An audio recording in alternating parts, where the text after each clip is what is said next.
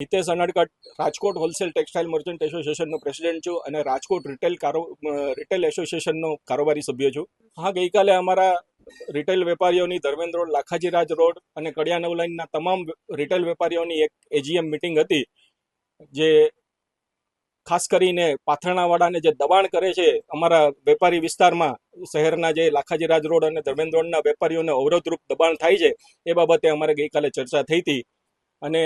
સર્વાનુમતે લગભગ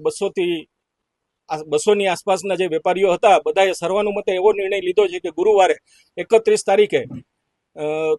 11 વાગે સાંગણવા ચોકમાં ધરણા ઉપર બેસી અને તમામ વેપારીઓ બંધ પાડશે અને કલેક્ટરને આવેદનપત્ર આપી અને ફરી એક વખત ઉગ્ર વિરોધ નોંધાવશે। જી, આપની વાત ચોક્કસ છે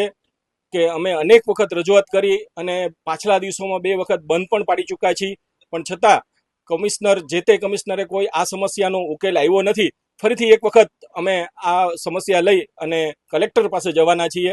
અને આ વખતે અમે શહેરના જે ધારાસભ્ય છે રમેશભાઈ ટીલાડા અને દર્શિતાબેનને પણ સાથે રાખવાના પ્રયત્ન કરશું।